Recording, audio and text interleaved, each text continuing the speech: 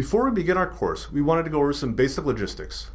Like other Udemy classes, our course is organized into sections.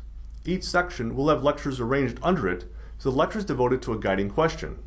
For example, the next 3 lectures are: what is a microcontroller, what is an embedded system, and what is a program. The lectures will typically have a short video, 2 to 10 minutes in length. Pertinent documentation for each lecture will be available as downloadable files. For example, this lecture has documentation providing the details on how to order the laboratory kit and background material on myself and our embedded systems team here at Valparaiso University. Many of the lectures will include action as a prefix to their titles. For example, in this section, we have a lecture called Action: How Do I Get Started? These action lectures in particular will be dedicated to using the Texas Instruments development software and hardware. They will also include the appropriate step-by-step laboratory manuals that we use here at Valparaiso University. For example, here you see the opening page of our Let's Get Started manual. Back when I was working in the semiconductor industry, I saw many companies that developed videos that consisted almost entirely of screencasting. Essentially, you would observe a pre-recorded video of someone else going through the steps that you were trying to study.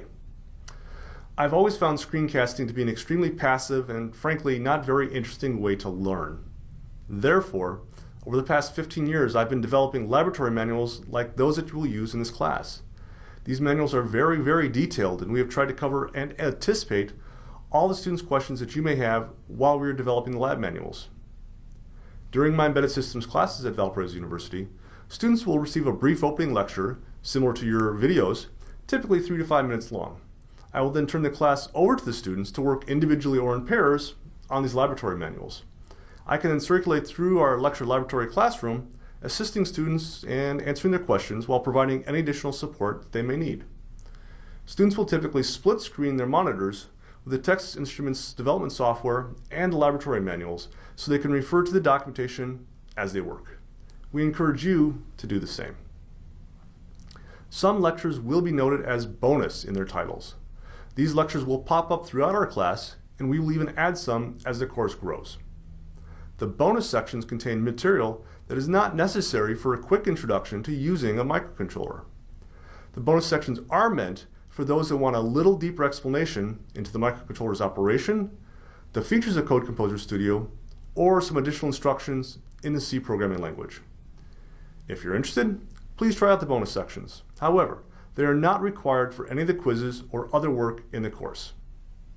I think that's about it. But before we let you get started, I have one last thing to tell you. At the end of almost every video, I will ask you to let us know if you have any questions. This is really important to me. We are educators dedicated to helping students find and develop their passions. If you are unsure of something or just require further clarification, please ask. I promise we'll get back to you as soon as we can. Now, it's up to you. Are you ready? Our next video dives into the question, what is a microcontroller? After that, you're off and running. Don't forget, order your lab kit from TI in Element 14. Again, details for ordering the kit are in this lecture handout. You'll need the kit shortly when we want to download our first program and watch it run.